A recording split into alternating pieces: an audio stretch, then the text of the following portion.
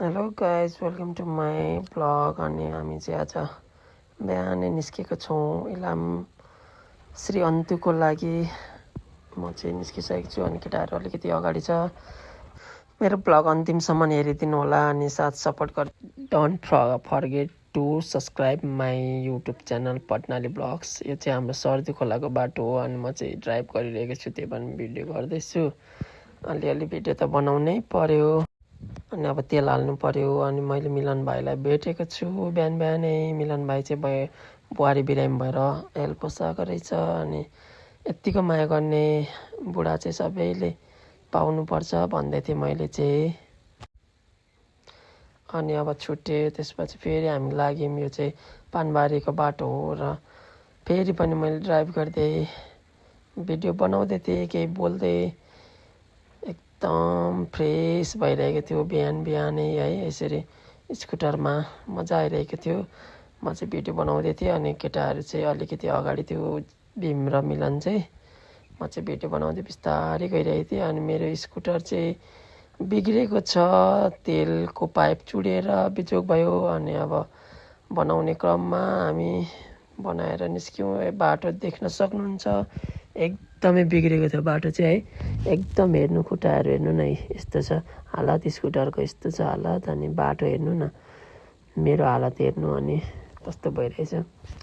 एकदम एकदम एकदम कष्टकर यात्रा रह्यो। अनि पछि बाटो कटिसकेर यस्तो भयो हेर्नु त। जुत्ता एकदम मजाले पुसेर बाटो हेर्नु, अरू मान्छेहरूको पनि बिजोक। अनि म चाहिँ जुत्ता पुस्दै थिएँ, जुत्ता पुस्दा पुस्दै बाइक चल्छ केटाहरूको। अनि मेरो स्कुटरको हालत यस्तो भइरहेछ, मेरो ब्यागको हालत पनि यस्तो भइरहेछ, देख्न सक्नुहुन्छ कति बिजोग भयो भनेर होइन। अनि म चाहिँ जुत्ता चाहिँ सफा गरेँ, सक्सलाई चाहिँ त्यहीँ फालिदिएँ अनि अर्कोले ड्राई गरेँ। अब चाहिँ यो सकेर हामी फेरि निस्किन्छौँ लेटाङदेखि। अब हामी चाहिँ फाइनल्ली उज्जवलको रुम आइसकेको छौँ, बिर्ता मोड। उज्जवलले हाम्रो लागि खाना बनाएर राखिरहेको थियो, मासु दाल है। अनि उज्जवललाई मैले भन्दै थिएँ यो रुम चाहिँ एकदम सफा गरेर राख, राम्रो गरेर राखिरहेछस्, बे गरेपछि यत्तिकै रुम चाहिँ गर्नु पऱ्यो नि भन्दै थिएँ। अनि त्यसपछि त्यो पनि हाँस्दै थियो। अनि अब हामी चाहिँ बिर्ता मोडदेखि निस्किँदैछौँ श्री अन्तुको लागि गाइजहरू। अनि उज्जवल चाहिँ रेडी भइसकेको छ, भीम मिलन पनि रेडी भइसकेको छ, म पनि रेडी भइसकेको छु। र म चाहिँ अब भन्दै थिएँ हामी यसरी जाँदैछौँ भनेर। ल अनि हामी चाहिँ हिँडिसकेको छौँ है बाटोमा। अनि उज्जवलसँग कुरा धेरै पछि भेट भएर कुरा हुँदै थियो हाम्रो, के छ कसो छ धेरै भयो होइन। अनि त्यसपछि चाहिँ अब हामी अन द वे नै छौँ है।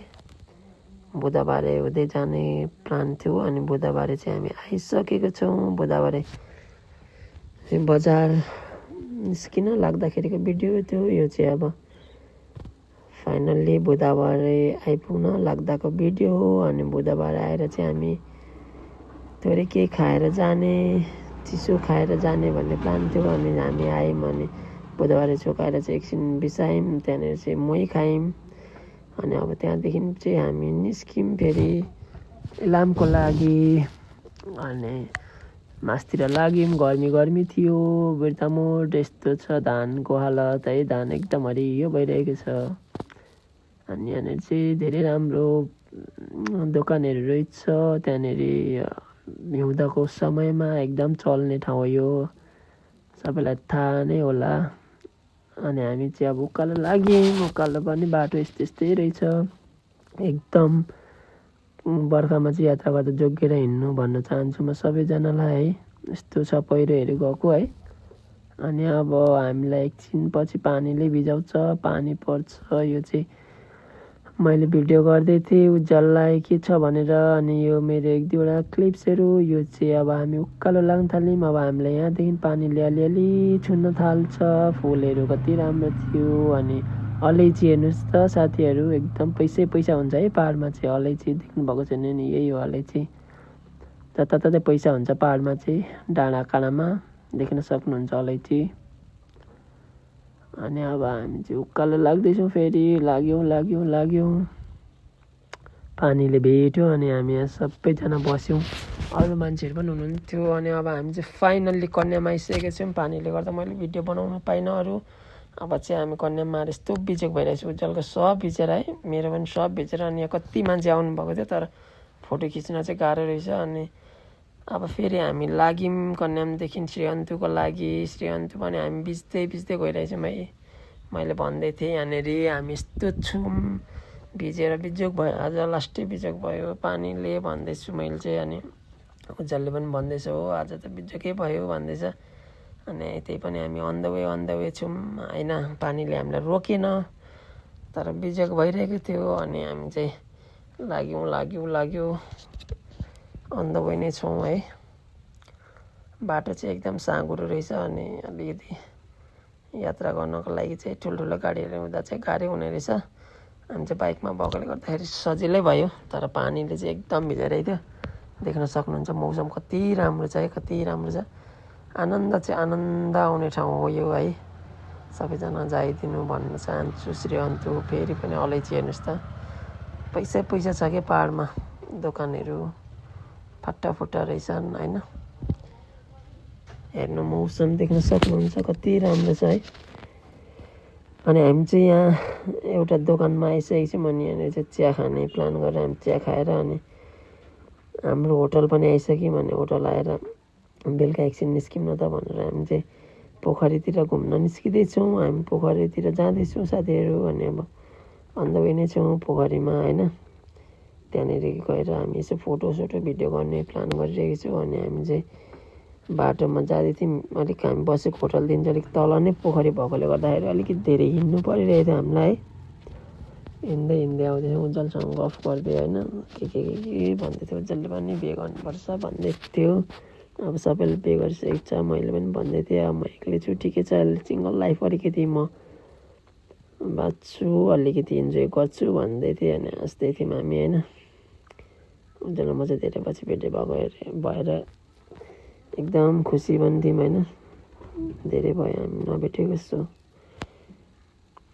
गफ धेरै भयो हामी दुईजनाको है अब चाहिँ हामी फाइनल्ली पोखरी आइपुग्न लागेको छौँ होइन पोखरी चाहिँ त्यहाँनिर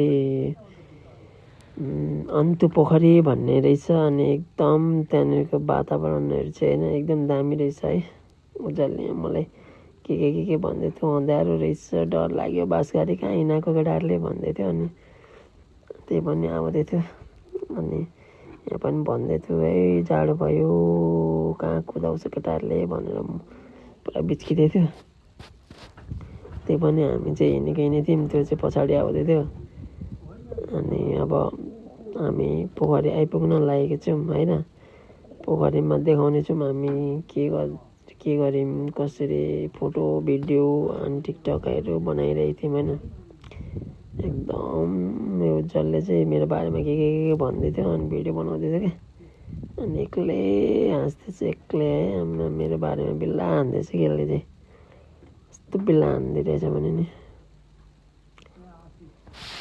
अझ फाइनल्ली हामी चाहिँ पोखरी आइसकेको छौँ होइन अब चाहिँ हामी यहाँनिर टिकटक बनाउँछौँ होइन यो उज्जवल नाच्दैछ खुसी भएर हेर्नु पनि सक्नुहुन्छ उज्जवलको डान्स भीमले बुता फोटो खिच्दैछ मिलाउनेको अनि पोखरी देख्न सक्नुहुन्छ बेलुका चाहिँ एकदम दामी हुँदो रहेछ यो चाहिँ मैले यहाँनिर राम्रो लागेर एक दुईवटा भिडियो बनाउँदैछु अनि